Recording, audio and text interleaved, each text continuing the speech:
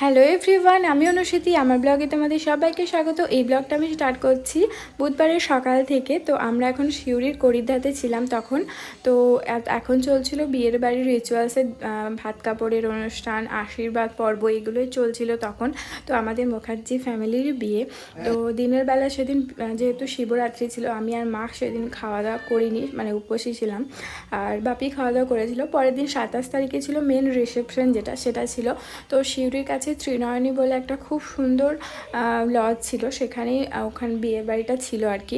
তো খুব সুন্দরভাবে ডেকোরেশনও করা হয়েছিল, বেশ সুন্দরভাবে লাইটিংও করা হয়েছিল। এখানে স্ন্যাক্সের কাউন্টারগুলো পরপর করে সাজানো ছিল। তো আমরা সেদিনকেই আমি বাপের বাড়ি এসেছিলাম, তো সেই জন্য তাড়াতাড়ি করে খাওয়া দাওয়াও করে নিয়েছিলাম।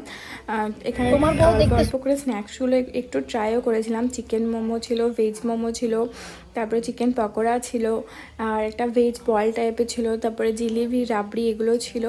আর এদিকে বর বউয়ের তখন চলছিল ফটোশ্যুট। আর এদিকে বাপি একটুখানি সব ঠান্ডা এগুলো খাচ্ছিল। আমি তো ঠান্ডা খুব একটা খাইনি, মানে আমি পছন্দও করি না, প্লাস আমার ঠান্ডাও লেগে যায় তাড়াতাড়ি, সেই জন্য আমি খাইনি। আর তারপরে গিয়েছিলাম বর বউয়ের সাথে ছবি তুলতে। এটা তো মাস্ট, কারণ বিয়েবাড়ি যখন এসেছি তখন বর বউয়ের সাথে ছবি তো তুলতেই হবে। তারপরে তাড়াতাড়ি 9:30টার মধ্যে আমরা খেতে বসে গেছিলাম। অনেক কিছুই আইটেমে ছিল। এখানে ফিশ কবিরাজি দিয়েছিল, সাথে দিয়েছিল কাসুন্দি, আর ছিল স্যালাড, তারপরে ছিল মটরশুঁটির কচুরি আর বাটার চিকেন, আর ছিল পোলাও ছিল, খুব সুন্দর টেস্টি বানিয়েছিল পোলাওটা। সাথে ছিল পমফ্রেট মাছ আর মাটন। সমস্ত কিছু আইটেম খুব সুন্দর ছিল। চাটনি, পাঁপড়, গোলাপ জামুন, 2 রকম মিষ্টি ছিল, সমস্ত কিছুই অসাধারণ।